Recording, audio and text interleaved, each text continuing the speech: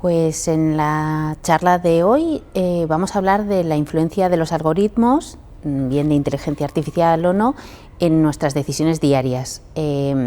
Utilizamos algoritmos en el día a día y a veces no somos muy conscientes de cuánto pueden influir en nuestras decisiones. Y lo que vamos a ver es que a veces no nos damos cuenta, sobre todo porque muchas veces tenemos la sensación de libertad cuando decidimos y no siempre es tanta libertad. Entonces vamos a compararlo un poco con los trucos de magia, porque la inteligencia artificial hace a veces un poco eso de automagia y vamos a ver a través de ella cómo podemos estar siendo influidos sin darnos cuenta. Buenas tardes a todos. Me presento súper brevemente porque no me gusta demasiado hablar de mí, solo de mi trabajo, así que arranco rápido. Soy investigadora en la Universidad de Deusto, investigo sobre el impacto de la inteligencia artificial en las decisiones de las personas y también trabajo en una empresa tecnológica aquí en Pamplona. Bueno, tiene sede, una de las sedes en Pamplona, pero es una empresa tecnológica a nivel internacional. Y mi trabajo ahí también es un poco parecido. Sí, trabajo en el área de innovación y la idea es también investigar un poco cómo la tecnología impacta en las personas. Entonces, es un poco de lo que os voy a hablar hoy, ¿vale? Mi intención es que hablemos de cómo la inteligencia artificial influye en las decisiones de las personas y, para entenderlo un poco mejor, me gustaría haceros el paralelismo con la magia, porque creo que tienen muchas cosas en común y entonces, bueno, vamos a verlo y a ver si creéis como yo que es así. Entonces, me gustaría empezar con una pregunta. No hace falta que respondáis, que supongo que estaréis todavía muy fríos como para arrancar, pero me gustaría que al menos lo pensarais. ¿Hasta qué punto creéis que la inteligencia artificial, los algoritmos, influyen en vuestras decisiones? No sé, intentar pensar un porcentaje de 0 a 100, ¿cuánto creéis que influyen? Claro, me podéis decir, la inteligencia artificial, los algoritmos, ¿qué tipo de inteligencia artificial? ¿Qué algoritmos? Bueno, cualquier tipo, ¿vale? Yo suelo trabajar o estudiar aquellos que influyen en nuestras decisiones más cotidianas. Por ejemplo, pues Google cuando hago una búsqueda, o Google Maps cuando decido a dónde ir, o cuando hago una compra, una reserva de un viaje, o un libro, o un disco, o lo que sea, ¿sí? Cuando decido qué nuevo grupo empezar a escuchar o qué canción escuchar. Cuando decido con quién salir, con aplicaciones tipo Tinder, cuando decido qué vídeos o qué contenido ver, con tipo TikTok o cualquier red social, ¿sí? Cuando decido preguntar y que me den una respuesta o que me ayuden a hacer un trabajo tipo ChatGPT. Todo esto serían algoritmos o inteligencia artificial que afectan al comportamiento que tenemos en nuestro día a día, ¿sí? Entonces, de alguna manera, también afecta además del comportamiento, a nuestras decisiones. Entonces, me gustaría que pensarais cuánto. Luego hay otros que os he traído aquí porque voy a hablar algo de ellos que probablemente no conozcáis y no son tan de uso diario, ¿sí? Pero son algoritmos que ya se están utilizando para tomar decisiones a nivel gubernamental en España. Por ejemplo, RISCANVI es un algoritmo que se utiliza en Cataluña para predecir el riesgo de que un preso en sus cárceles vuelva a reincidir. A partir del riesgo que determina un algoritmo y que un humano tiene que supervisar, pues se decide qué condiciones tendrá en su libertad condicional. O Biogen es un algoritmo para determinar cuál es la probabilidad de que una mujer que ha sufrido violencia de género lo vuelva a sufrir otra vez por parte de su pareja. Según lo que determine el algoritmo a nivel de riesgo, pues se le pondrán unas medidas policiales de protección u otras. O luego hay un algoritmo que es Bosco, que lo que determina es qué personas son susceptibles de usar, o sea, de poder beneficiarse del bono de electricidad social. Entonces, si el algoritmo dice que no deberías ser beneficiario, pues se te rechaza que puedas tener el bono social de electricidad, ¿sí? Entonces, son algoritmos que no se utilizan en el día a día, pero que ya tienen un impacto muy grande en las vidas de las personas, incluso dentro de este país, que siempre parece que los algoritmos es cosa de Estados Unidos y poco más, ¿no? Entonces, con esto que os decía, al menos con los de uso cotidiano, ¿cuánto creéis que influyen en vuestras vidas? Y una pregunta más. A pesar del número que sea, ¿sí? ¿Cuánto creáis? Si influyen mucho, si influyen poco, ¿cómo de libres os sentís cuando estáis utilizando esos algoritmos? Porque son cosas diferentes, ¿sí? Podemos pensar que me influyen mucho o me influyen poco y sentirnos más o menos libres decidiendo. Y aquí es donde yo os hacía el paralelismo con la magia. ¿vale? Y voy a repetirla varias veces y vamos a ver distintos ejemplos. Porque que sintamos libres una decisión no implica que lo sea, ¿sí? Y esto se ve muy bien con los magos. Los magos, cuando nos están haciendo un truco de magia, nos hacen elegir y nosotros no podemos evitar sentirnos libres en esa decisión, aunque sabemos que mucha libertad no podemos estar teniendo, porque si no el mago no podría estar haciendo el truco, ¿sí? El truco no saldría bien. Entonces yo creo que se debe a dos razones. Uno es lo que podría ser, o yo llamo una especie de la ilusión de la decisión final. Como nosotros somos los que tomamos la decisión final, cuando usamos un algoritmo, cuando usamos cualquiera de las aplicaciones que os he enseñado, la decisión final es nuestra, incluso en los algoritmos que os decía sociales, que estiman el riesgo de que alguien reincida o de que alguien vaya a sufrir violencia de género, siempre hay un humano que toma la decisión final. Entonces, como tenemos la decisión final, creo que se genera una ilusión de libertad, de control de esa decisión, que igual, y veremos a lo largo de la charla, que no es tanta. Y por otro lado, porque con la inteligencia artificial se da una especie de historia, una narrativa, de que es como, además de automática, un poco mágica, ¿sí? De hecho, durante años en el sector tecnológico se ha hablado de eso. Los diseñadores trataban de que la tecnología funcionara tan bien que pareciera magia, que no necesitaras saber cómo funcionaba, porque pudieras confiar en ella y no necesitaras entender las tripas, ¿sí? Lo que pasa es que a veces ocurre que no es así, que no hace falta que la tecnología sea tan buena ni funcione tan bien para que realmente nos parezca magia y confiemos en ella. Hay veces que el algoritmo en sí no está funcionando bien y eso hace que sigamos confiando en él de todas formas, ¿vale? De hecho, ya hay algunos ejemplos que yo llamaría de automagia. Seguro que conocéis, o a algunos os sonará, el famoso turco, ¿sí? Era un autómata que se creó ya hace muchos años y jugaba al ajedrez, ¿sí? Llegó a ganar partidas a Napoleón Bonaparte, recorrió diferentes reinos enseñando las maravillas de este autómata que era capaz de ganar a expertos en ajedrez, ¿no? Estuvo de gira como unos 85 años hasta que terminó quemándose. En ese tiempo pasó por muchos dueños y el hijo del último dueño terminó escribiendo un libro contando que en realidad el autómata nunca había sido tal, ¿sí? La máquina nunca funcionó como una máquina real. Había un humano dentro de la máquina, que siempre era un experto en ajedrez, que era el que realmente ganaba las partidas a los jugadores que estaban jugando contra él. Entonces, que algo parezca que funciona de forma automática o que funciona bien, puede ser que lo haga, pero puede ser que no.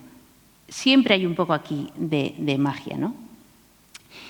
Y en esa idea de la narrativa que os decía es que los propios magos también lo hacen mucho. Este mago que se ve ahí, más o menos, es Harry Houdini.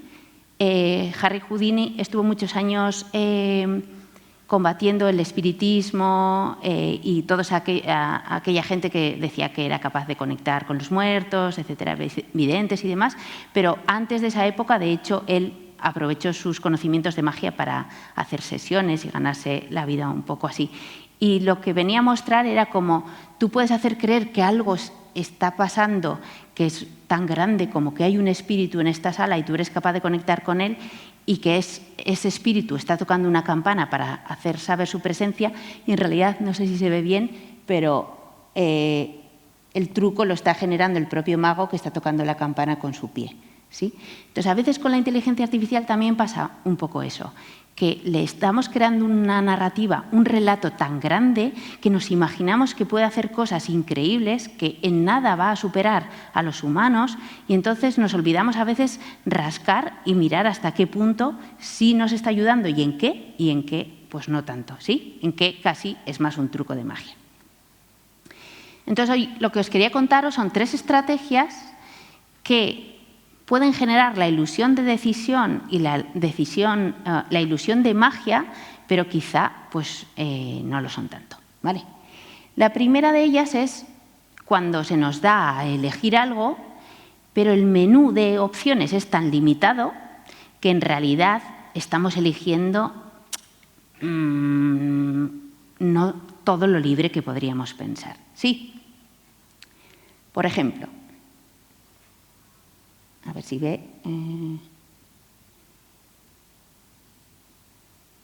Vamos a ver un truco de magia. Ahí. Ivan, can you cut the cards anywhere you'd like and complete the cut for us? Perfect. Would you be impressed if these cuts predict your future? Yeah. Yes, watch. First pancake, first little cup has a king of diamonds. And what card did you cut to? The king of diamonds. Let's learn. Prepare your force and have the card ready on. Vale, esto es lo que se llama un forzaje en magia, que es que yo te doy la sensación de que estás eligiendo, pero en realidad te he forzado la carta que quiero que elijas, ¿sí? Y entonces es tan sencillo como va a explicar ella ya ha decidido qué carta vas a elegir, ¿sí? On top of the deck. And then you will instruct them to cut the cards and make sure to cross over with the other packet. And now the top card is right over here. We'll leave it face up. Bring attention to your prediction, and then, with a bit of a pause, you're able to reveal that that is exactly where they cut. Sí, en realidad no hay truco, ¿sí? Yo sé qué carta está arriba, te hago cortar, te hago poner el otro montón encima, te hago una predicción porque ya sé cuál es la carta que está encima y cuando te he hecho la predicción te digo, a ver, ¿en qué carta has cortado? Pues la que estaba arriba, ¿sí? No hay truco posible. En realidad estoy eligiendo entre un menú tan limitado de opciones que vas a acertar seguro, ¿no? ¿Dónde nos encontramos menús limitados y tenemos la sensación de libertad total? Pues Netflix, por ejemplo, ¿sí? Netflix tiene un catálogo de películas y series que es enorme, pero de ese catálogo en realidad no vemos todo, ¿sí? Cada persona ve una parte muy limitada. Por eso hay páginas web que te dicen qué códigos tendrías que poner para buscar y descubrir contenidos que Netflix no te presenta a ti, que están disponibles, pero que si no sabes el nombre no podrías encontrarlo. Y, por tanto, o buscas por nombre o tienes que buscar por una categoría concreta, pero tienes que saber el código de esa categoría, ¿sí? Yo tengo la sensación de que puedo elegir, pero en realidad solo estoy eligiendo sobre lo que han decidido que yo elija, ¿sí? Un menú que está limitado. Lo mismo cuando hago una búsqueda en Google. Yo puedo pensar que hago una búsqueda y esa búsqueda es igual que la de cualquier otra persona, pero esa búsqueda va a estar personalizada por la geolocalización, donde esté yo buscando en Google en este momento. Es en Pamplona, es en Bilbao, es en Madrid, por mi historial de todo, de búsquedas, de vídeos vistos, de contenido consumido, ¿sí? Si yo entro en la página de My Activity de Google, veo todo lo que Google sabe de mí, todo lo que tiene guardado sobre mí y toda la información que va a utilizar para luego personalizar mi resultado. Por tanto, ¿voy a ver los resultados de búsqueda como todo el mundo? Sí. ¿Los mismos? No. Luego os ponía el ejemplo antes de Tinder, porque me parece otro buen ejemplo de menú limitado, ¿sí? Uno podría decidir usar aplicaciones tipo Tinder y lo que pensaría es que ahí están todos los candidatos de todas las personas que quieren tener una cita y entonces yo elijo con quién hago match, ¿sí? Pero en realidad Tinder no te deja que elijas a todo el mundo. Va a hacer una preselección de candidatos para ti. Algunas características por las que va a filtrar ese menú pueden ser obvias, ¿no? Si está en una geolocalización cercana a la tuya, la edad, bueno, poca cosa más, sí, gustos que hayas tú establecido, pero en realidad luego tiene otra serie de criterios. Por ejemplo, lo que consideran ellos la puntuación de deseabilidad. ¿Sí? En función de qué personas nos han hecho match o no, van a considerar que somos más deseables o menos deseables. Y en función de eso van a ofrecer a unos candidatos unas personas y otros candidatos otras, para que tengan niveles de deseabilidad parecidos. Y según su patente, pues a las mujeres les van a ofrecer hombres más mayores, con mayores estudios y mayor capacidad económica, ¿sí? Eso es un menú limitado con ciertas condiciones que no establece el usuario, ¿sí? La establece la propia compañía. Vale. Otra manera de que nuestras opciones parezcan libres, pero lo sean un poco menos, ¿sí? Es cuando se utiliza la personalización. Lo que buscamos con la personalización... Seguramente te preguntarás por qué me estoy poniendo café en la mano, pero en unos segundos más vamos a hacer algo increíble con esto. ¿Estás listo? Ok, lo que te va a pedir que hagas es que pienses en el nombre de tu crush y cuentes la cantidad de letras que tiene. ¿Ya lo tienes? Ok, ya que tenemos ese número, vamos a multiplicarlo por 5, ok, lo multiplicamos por 5. Y ahora vamos a duplicarlo, es decir, lo multiplicamos por 2.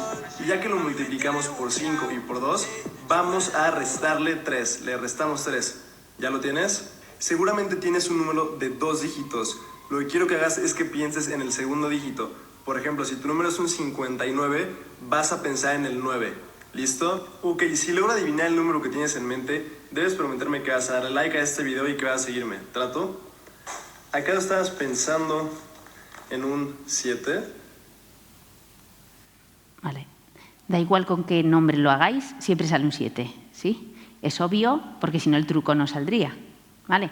Es un truco matemático, en realidad da igual qué número hayas pensado, cuántas letras tenga tu crush, da lo mismo todo, ¿sí? Siempre va a salir un 7.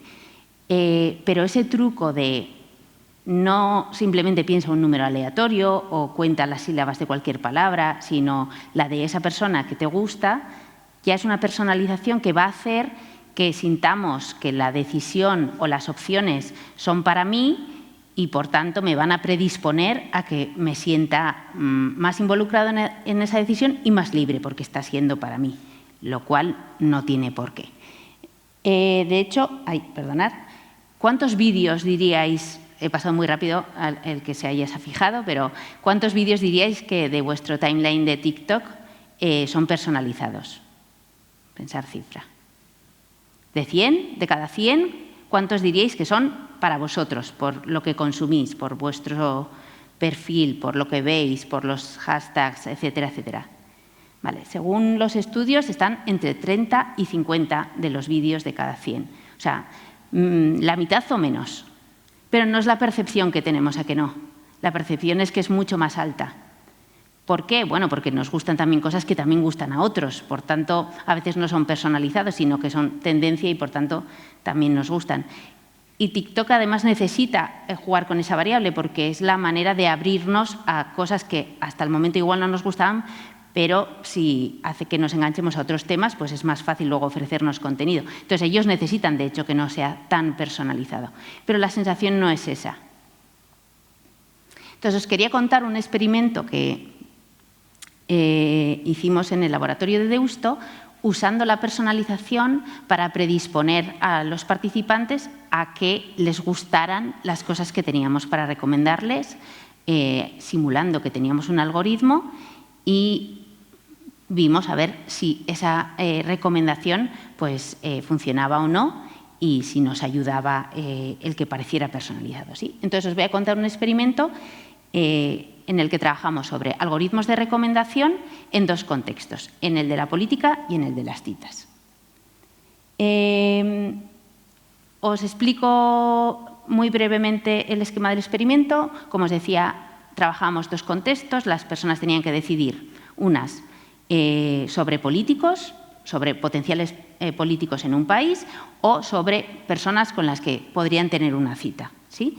Y en ambos grupos lo que les hacíamos era recomendaciones que el algoritmo les decía que eran las más adecuadas para ellos. A unos era una recomendación explícita, les decía, esta es la persona más compatible contigo, y a otros eran unas recomendaciones encubierta. Lo que hacíamos era que les repetíamos muchos algunos candidatos para ver si eso hacía que les parecieran más familiares y les gustaran más, ¿sí? Que es también lo que nos pasa con las canciones, con los vídeos, y a veces cuanto más vemos algo, pues más nos gusta. Entonces, lo que teníamos era una primera fase para que la gente se fiara del algoritmo. ¿Y qué hacíamos con ella? Les hacíamos un supuesto test de personalidad, ¿sí? Era un test ficticio totalmente porque me lo inventé yo, así que no tiene ninguna validez de ningún tipo. Y lo que le preguntábamos era cosas raras para que los participantes no supieran muy bien qué tratábamos de adivinar de su personalidad en torno a ellos, ¿sí? Desde qué tipo de patatas te gusta más, hasta si vives en las afueras o en el centro, ¿sí? Preguntas como muy extrañas. Y luego, al final de ese test, les poníamos un perfil de personalidad. Vale. Este perfil tenía truco porque usamos lo que se conoce como efecto Forer. El efecto Forer es parecido a lo que hacen en los horóscopos. Te doy una descripción de tu personalidad que es lo suficientemente abstracta para que te encaje a ti y a cualquier otro, ¿sí? Pero a la vez para que te parezca personalizada. Entonces, lo que hacíamos era, después del test, les pasábamos el test, les decíamos su informe de personalidad y les pedíamos cómo de acertado, ajustado a su personalidad creían que era. Y la gran mayoría consideraban que era o alto o muy alto. ¿Sí? Una vez que ya les habíamos convencido que lo que les íbamos a ofrecer era personalizado para ellos, lo que les ofrecíamos era, veían una serie de candidatos, caras de personas que se iban cargando, les decíamos que era parte del perfilado, que simplemente tenían que observarlas. Y después de eso les presentábamos 8 candidatos y tenían que evaluarles. A los de política les decíamos hasta qué punto les votarían y a los de citas les preguntamos hasta qué punto les mandarían un mensaje para tener una cita. Como os decía, se los recomendábamos, según el grupo, de 2 formas distintas. A unos les decíamos directamente que un algoritmo, en función de su test de personalidad, había considerado que eran altamente compatibles y, por tanto, les recomendábamos. ¿Sí? Los que eran recomendados, 4 de ellos les poníamos más de un 90% de compatibilidad. A los otros 4 eran candidatos control. Así podíamos ver si realmente nuestra recomendación funcionaba, ¿sí? Si había funcionado nuestra manipulación, tendrían que valorar mejor a los candidatos recomendados que a los candidatos control, ¿sí? En el otro grupo lo que hacíamos era, en realidad, repetirlos. En la fase previa que os he enseñado, en la que íbamos cargando candidatos, para el grupo que iba a recibir una recomendación encubierta, algunos de esos candidatos se repetían varias veces, de forma que al final les enseñábamos 8 candidatos, pero 4 de ellos eran los que ya habían visto repetidos antes, ¿sí? Y 4 eran candidatos nuevos. Entonces, lo que probábamos es si la repetición, si la familiaridad con esas caras hacía que les gustaran más. Era otra manera de influir sobre sus decisiones. Lo que sí que hacíamos era, controlábamos que no siempre los candidatos recomendados fueran los mismos, ¿sí? Unos participantes veían unos, otros veían otros, para que no afectara, no dependiera del candidato, ¿sí? Dependiera de nuestra manipulación. Solo enseñábamos fotos, eso sí, no hacíamos perfilados, no contábamos nada sobre ellos y nuestro algoritmo en realidad era ficticio, ¿sí? Les decíamos que había una inteligencia artificial por detrás, pero no existía tal. Vale. El experimento lo hicimos con 400 participantes porque los teníamos que dividir, como os digo, primero en 2 grupos, política y citas, y luego dentro de cada uno, recomendación encubierta y recomendación explícita. ¿Qué es lo que encontramos? Pues, bueno, en todos, como os digo, funcionó la personalización, sí. La gran mayoría consideraron que nuestra inteligencia artificial había adivinado su personalidad. ¿Y qué es lo que funcionó? En política, lo que funcionó fue la recomendación explícita. A los participantes, cuando les decíamos que los candidatos eran más de un 90% compatibles con ellos, esos candidatos recomendados se valoraban más que los candidatos control, ¿sí? Mientras que en citas lo que pasaba era al revés. Que les recomendáramos candidatos diciendo que eran compatibles no funcionaba, sin embargo, que los hubieran visto repetidos sí que funcionaba. Por tanto, la personalización ayudaba a que las personas confiaran en el algoritmo, pero en el caso de las citas nos funcionaba mucho más que los algoritmos, nuestro algoritmo ficticio en este caso, utilizara una recomendación pues encubierta, ¿sí? Que es otra de las maneras que encontramos en el día a día de influencia en las decisiones, ¿sí? Si algo se nos repite mucho y nos parece más familiar, pues, y se utilizan ese tipo de sesgos o atajos que tenemos a la hora de reflexionar sobre las cosas, como la familiaridad, pues va a afectar a nuestras decisiones.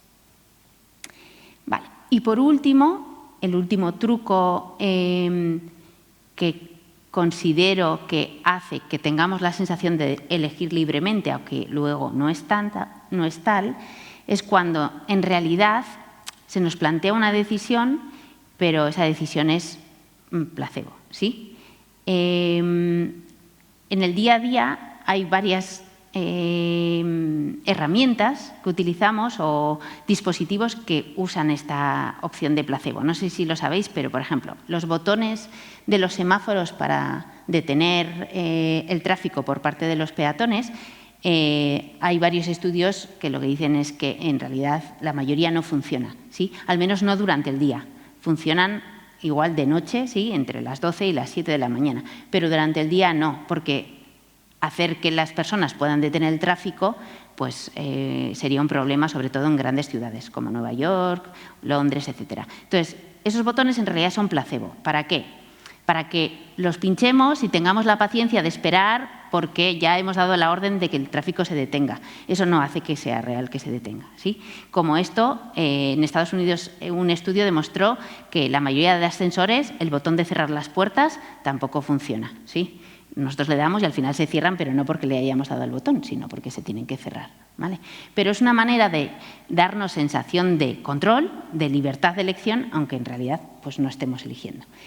Vale, los algoritmos también hacen a veces esta sensación de placebo y los magos lo hacen constantemente porque nos generan la sensación de que estamos eligiendo cuando en realidad no elegimos. Os voy a hacer yo un truco de magia. Como maga soy malísima, por eso no he intentado traeros nada para hacerlo, pero os voy a hacer uno ahora. Me gustaría que pensarais una carta de las que están aquí, ¿sí? Elijáis una y tratáis de mantenerla en la memoria, ¿sí? Cerrar los ojos. Un segundo, no voy a hacer nada, ¿va? ¿La tenéis? Abrir. He eliminado vuestra carta. ¿Sí? ¿Lo he conseguido? ¿Sí? ¿Soy tan buena que he conseguido que todos no solo haya eliminado vuestra carta, sino que todos hayáis elegido la misma? No puede ser, ¿no? ¿Qué ha pasado? Que he eliminado todas. ¿Sí? Vale. Vuestra elección ha sido puro placebo porque no iba a servir de nada. En realidad no hay una sola carta que coincida entre la primera y la siguiente diapositiva. Vale. Esto ocurre también en tecnología. Hay veces que elegimos y tenemos igual una elección primera activa, pero luego nuestras elecciones cambian y ya no tenemos la sensación, o podemos tener la sensación de elegir, pero no es tanto. ¿Sí? Google Maps, por ejemplo, lo hace últimamente cuando vas en un trayecto, igual has podido elegir la primera ruta, pero sobre la marcha decide que mejor la cambia por la cuestión que sea y la ruta se cambia y si, por ejemplo, estás conduciendo, pues no puedes parar el cambio de ruta y él la cambia directamente, ¿sí? Tú puedes tener la sensación de que has elegido algo, pero en realidad el algoritmo toma su propia decisión. Y en este sentido quería traeros el último experimento que tengo en esta línea, que está un poco relacionado con los primeros algoritmos que os enseñaba de social. Aquí no es que las personas no elijamos, pero también se da esa sensación de que se elige, pero esa elección no tiene el peso que podríamos esperar. Os cuento. Si os acordáis, al principio de la charla os hablaba de RISC-CANVI, que es este sistema que se utiliza en Cataluña para predecir el riesgo de reincidencia de los presos, ¿vale? Nosotros leímos sobre este sistema y entonces nos interesaba entender cómo funcionan este tipo de algoritmos, cómo se trabaja con ellos, teniendo en cuenta que no deciden solos, sino que hay un humano que va a tener que validar estos sistemas. De hecho, es una de las cuestiones que se pide desde la Unión Europea y es que en decisiones de alto riesgo, como sería esta, siempre haya un humano supervisando al algoritmo. Entonces, este tipo de sistemas funcionan así. Imaginaros, en el caso de RISC-CANVI, las personas que tienen que tomar la decisión y el algoritmo reciben información sobre un preso, ¿vale? Una vez que han recibido información, el algoritmo determina, pues este preso es de alto riesgo, bajo riesgo, ¿vale? Y con eso, pues lo que esperamos es que el humano supervisor pues tome una decisión. Lo que ocurre es que el humano no expresa su decisión de ninguna manera explícita, es decir, no indica en ningún sitio que cree que habría que hacer con este preso, no escribe un informe, no lo juzga en ningún tipo de escala. Lo único que puede hacer es pinchar en un botón, ¿sí? Que es si está de acuerdo con lo que dice el algoritmo o si no lo está. Si no lo está, implica una serie de procesos burocráticos que probablemente provoquen esto, y es que en casi el 97% de las ocasiones, los funcionarios que utilizan RISC-CAMBI están de acuerdo con lo que el algoritmo dice, ¿sí? Por tanto, casi podríamos pensar que es un poco placebo, porque en realidad, si una persona está casi al 97% de las ocasiones de acuerdo con lo que una máquina le ha propuesto que tiene que decidir, ¿realmente la persona está decidiendo o está decidiendo el algoritmo siempre? Esto a pesar de que el algoritmo no es todo lo preciso que esperaríamos, ¿sí? Si la gente está tan de acuerdo con él, podríamos esperar que fuera súper preciso. Bueno, no tiene una mala precisión respecto a otros algoritmos que están implementados, pero su precisión es del 74%. Es decir, que en 3 presos de alto riesgo, de cada 10 presos que se determinan, solo 3 luego realmente reinciden, ¿sí? Eso es un porcentaje pues, un poco bajo. Entonces, lo que nosotros queríamos es comprobar si en este tipo de sistemas, en este tipo de procesos de decisión, podemos hacer que las personas que interactúan con algoritmos así realmente decidan de verdad, ¿sí? O sean conscientes de la decisión que toman y no se dejen llevar por lo que el algoritmo ha dicho. Así que lo que queríamos probar es si, introduciendo en algún momento de ese proceso un impulso para que las personas decidieran de forma explícita qué creen que habría que decidir, pues de alguna manera el acierto fuera mayor y las personas estuvieran menos de acuerdo con el algoritmo. Así que lo que hicimos es un experimento en el que teníamos 2 grupos. Empiezo por explicar el primer grupo porque se parece a esta secuencia que os he contado que tienen la mayoría de sistemas de este tipo. Lo primero que hacíamos era enseñar a los participantes una serie de casos delictivos, ¿vale? En este caso no era en presos que ya estaban en la cárcel, sino personas que habría que juzgarlas, imaginaros como si fueran los participantes miembros de un jurado popular, tenían que juzgar a una serie de acusados y veían una descripción del caso y una serie de testimonios. Una vez que habían visto esa información, en 3 de cada 9 casos que veían, el algoritmo les recomendaba que tomaran una decisión que era contraria a la información que habían visto hasta entonces, ¿sí? Si en la descripción del caso y los testimonios parecía que el acusado era inocente, pues entonces el algoritmo les recomendaba que lo consideraran culpable, ¿sí? En los otros 6 casos, el algoritmo recomendaba lo mismo que sugerían los testimonios, pero en 3 recomendaban lo contrario. Si los participantes, una vez que veían esta información, consideraban que estaban de acuerdo con el algoritmo, pues como os he contado en el caso de RISC-CAMBI, le daban a confirmar. Si no estaban de acuerdo, le daban a modificar y podían cambiar el nivel de culpabilidad que consideraban que tenía el acusado. Y por último, lo que les pedíamos es algo que nos sucede en los procesos de decisión de este tipo, como os decía, y es que juzgaran al acusado, que dijeran, vale, en una escala de 0 a 100, ¿cómo de culpable creo que es esta persona? Y luego lo que teníamos era otro grupo que recibía la información igual que el primer grupo al comienzo del proceso, pero luego lo que hacíamos era invertir el orden, ¿sí? A esas personas primero les decíamos, ¿cómo consideras que es de culpable este acusado en una escala de 0 a 100? Y una vez que me has dicho qué es lo que consideras, te enseño lo que dice el algoritmo. Lo que queríamos saber es qué pasaba en esos 3 casos en los que el algoritmo se equivocaba, ¿sí? El hecho de haber juzgado previamente al acusado cuando veían el error del algoritmo, ¿les hacía cambiar de opinión o no? Bueno, pues noticias buenas y noticias malas, ¿sí? Por un lado, conseguimos que los participantes juzgaran mejor a los acusados y fueran más acertados en sus juicios cuando juzgaban al principio, ¿sí? Ese grupo que primero juzgaba, el segundo grupo que os he enseñado, el Human First, cuando juzgaban a los acusados y los testimonios apuntaban a su inocencia, realmente consideraban que eran más inocentes que el otro grupo, cuando apuntaban a la culpabilidad consideraban que eran más culpables que el otro grupo. Sin embargo, bueno, y esto también es una buena noticia, sin embargo, la mayoría no estaban de acuerdo con el algoritmo cuando se equivocaba, sí, solo un 20% de los participantes le daban a confirmar, o sea que no pasaba lo mismo que en RISC-CAMBI, bien, pero no todo era bueno. ¿Por qué? Porque cuando los participantes del grupo Human First, que habían juzgado adecuadamente a los acusados, pasaban al siguiente paso y tenían que decidir, al ver el error del algoritmo, si estaban de acuerdo o lo modificaban, pues el 60% fallaba. Y el acierto se igualaba entre los grupos. Por tanto, el haber juzgado antes correctamente no les libraba de que el error del algoritmo afectara su decisión. Por tanto, en este tipo de procesos podemos pensar que el hecho de que haya un humano supervisando al final va a garantizar que las decisiones se toman mejor y que el humano va a decidir de forma libre, pero bueno, este experimento nuestro pues muestra que en realidad no es así, ¿sí?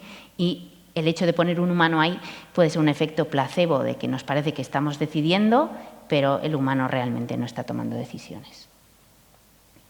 Y ya como revisión final, quería traeros el truco de magia último, ¿no? O al menos el más conocido, que es ChatGPT, que lo usamos ya para todo. Entonces, algunas cuestiones que quizá se hablan menos de ChatGPT, más que nada para que tengáis en cuenta, ¿sí?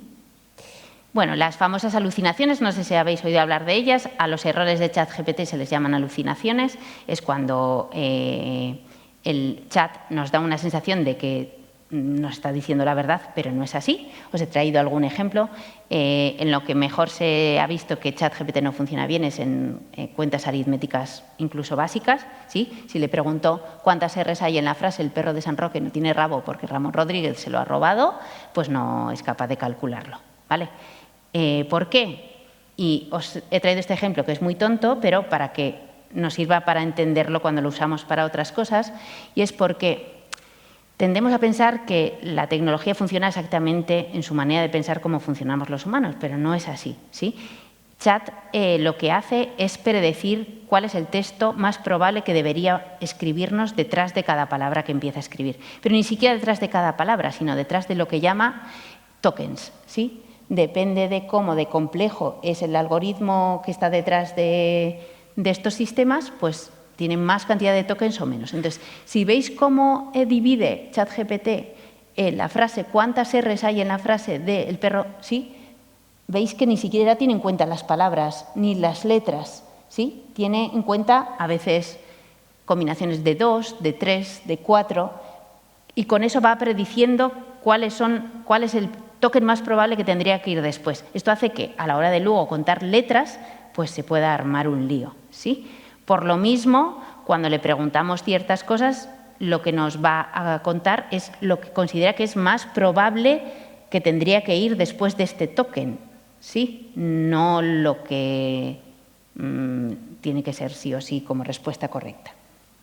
Esto ha llevado a que, por ejemplo, en Estados Unidos, pues bueno, ya tienen algún juicio de tanto abogados como expertos que han ido a un juicio argumentando una serie de informes y referencias que luego resulta que no existían porque redactaron el informe con ChatGPT, ¿vale?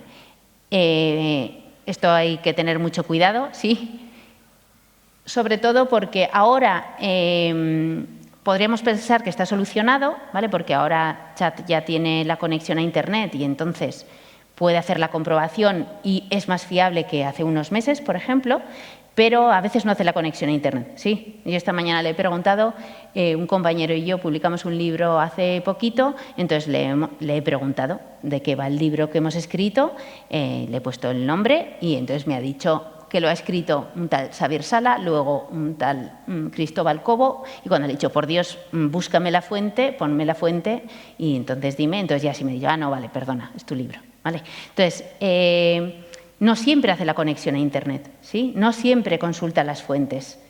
Está prediciendo constantemente cuál es el siguiente token que tiene que poner.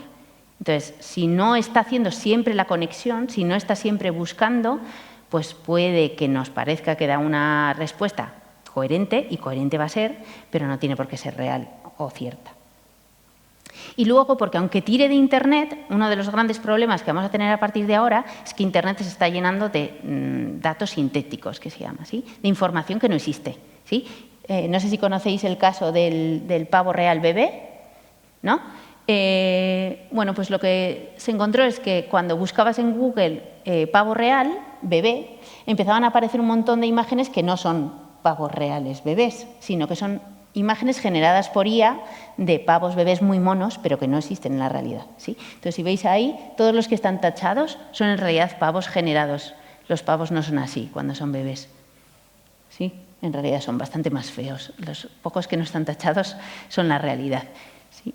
Lo mismo hace ya unos meses, pues Google, cuando le preguntaba sobre un cuadro, no te mostraba el cuadro real, sino una imagen generada por IA que simulaba el cuadro real. Entonces, hay que tener ahora mucho cuidado porque a veces la propia información de la que se nutre el algoritmo ha sido creada por un algoritmo. Entonces, es como una rueda que se alimenta de otra rueda, ¿sí? Entonces, hay que tener un ojo puesto en esto. Por tanto, por recapitular, ¿sí? Creo que con la inteligencia artificial tenemos unas grandes posibilidades de tomar mejores decisiones en algunos campos que nos puede ayudar para muchísimas cuestiones, pero que a veces tenemos la sensación de libertad y de control y no siempre es así. Y hay que tener cuidado cuando asociamos que si sentimos libertad y control es porque somos libres realmente. Es porque a veces, como os decía al principio de la charla, son cuestiones diferentes, ¿sí? Me puedo sentir muy libre y con mucho control y, sin embargo, pues que en realidad esté siendo muy influenciado, ¿sí? Cuando eso, acordaros de la magia, porque se dan esa misma situación. Y yo os he hablado hoy de 3 cuestiones que afectan a esa sensación de libertad y que también afecta a cuánto de libres somos decidiendo, que sería que el menú de decisiones está limitado, que a veces las decisiones están personalizadas y eso hace que estemos más proclives a decidir algo cuando realmente la personalización no es tal, y que a veces nuestra decisión es un poco placebo. Entonces, aunque os he dicho que no soy maga, sí que os he traído un libro que creo que, bueno, supongo que muchos conoceréis. ¿Conocéis este libro? ¿Sí? ¿Este truco de magia? ¿Sí? ¿Vale? Sí. ¿Quién no lo conoce? ¿Vale? ¿Vale? Tanto para los que sí, para los que no. Lo he traído en realidad no para haceros el truco, sino para ejemplificaros los 3 casos que os decía. Y es que este es un libro que se utiliza en magia, ¿sí? Que se muestra como un libro para pintar y que ¿sí? Muestra diferentes dibujos para pintar, pero que se supone que si le pasamos la mano... Bueno, ¿hay alguien aquí que le guste especialmente pintar, colorear? ¿No? ¿Alguien que le guste el arte? ¿Sí? Solo hay que pasar la mano, ¿eh? No os asustéis, ¿vale? Por aquí, todos pero ninguno. ¿Alguien por aquí que le guste pintar? ¿No? Me basta con que le pases así la mano, ¿vale? Venga, bien, vale. ¿Mario es? ¿No? Vale. Bueno, al pasarle la mano a alguien que realmente le gusta pintar, pues lo que conseguimos es que el libro se pinte, ¿sí? Vale. Ya que lo has pintado, ¿qué quieres que hagamos ahora? ¿Quieres que le volvemos a quitar el color a los dibujos o los borramos? ¿Los borras? Vale, pues entonces necesito que le soples. ¿Vale? Con ese súper soplido, pues hemos conseguido que el libro se borre, ¿sí? Vale. Ha tenido que elegir con un menú muy limitado, solo podía elegir si le quitaba los colores o lo borraba, ¿sí? No le he dicho, ¿qué quieres que hagamos con el libro? Que aparezcan anotaciones, ¿sí? El menú está limitado. Le he tratado de hacerle personalizado, he buscado quién se supone que le gusta el arte o pintar, no tiene nada que ver, el truco funciona igual, da igual quién haga los gestos, y luego los gestos en realidad no sirven para nada, ¿sí? Da igual que le pasemos la mano, da igual que le soplemos, el truco se hace de todas las maneras. Pero esa sensación de control hace que tengamos la sensación de que hay una magia detrás que puede o no haberla, ¿vale? Y esto es todo. Gracias.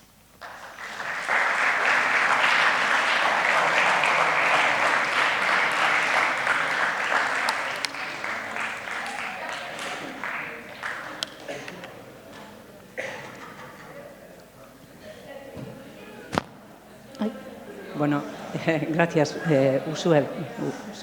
Vale, gracias. Entonces, bueno, abrimos ahora el turno de preguntas. Si alguien se anima, bueno, o si quieres comentar algo más. O...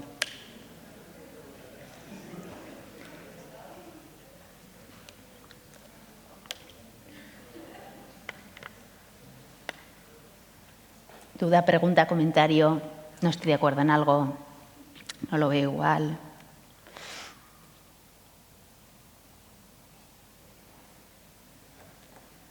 Bueno, yo igual te comento, te pregunto algo, ¿Sí? ¿no? Más que nada porque has dicho que esa sensación de libertad, ¿no? A la hora de elegir. Y eso es igual un poco lo... Bueno, a mí por lo menos me llama la atención, ¿no? Como que nos creemos que somos libres en muchas cosas, pero al final estamos como muy limitados, ¿no? Y bueno, pues y muchas veces no nos damos cuenta, ¿no? Entonces, no sé si de cara, además, como hay mucha gente joven, pues bueno, ¿qué tendríamos que hacer un poco también para pensar, pues, qué podemos hacer, pues, para sentirnos un poco más libres, pero de verdad, ¿no? Vale. Bueno, la libertad de elección es como inevitable, ¿sí? Como humanos necesitamos tener la sensación de control cuando vamos a tomar una decisión, entonces es muy fácil generar esa libertad. Y en parte tiene todo el sentido del mundo. De hecho, los magos muchas veces, si lo pensáis, cuando eliges, en realidad eliges libre. Otra cosa es que, como decíamos, ¿no? O el menú está limitado o tu elección no vale para nada porque luego te la cambio y no te das cuenta o lo que sea, ¿no? Entonces, es inevitable que nos sintamos libres eligiendo y eso en sí no es malo.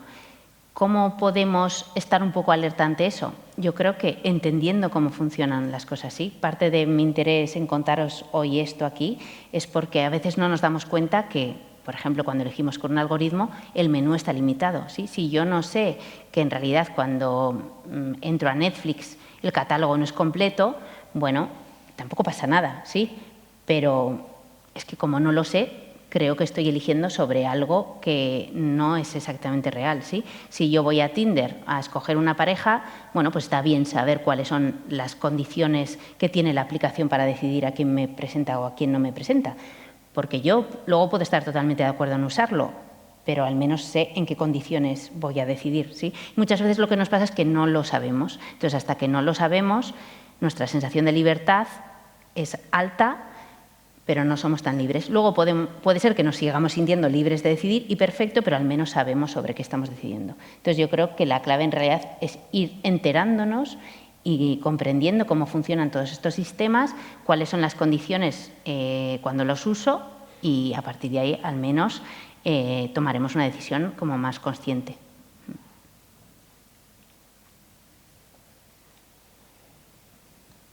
¿Alguna pregunta?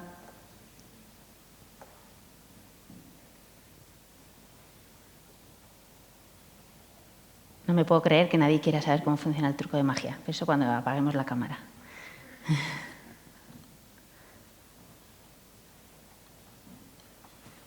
Bueno, pues pasar buena tarde. Disfrutar del viernes.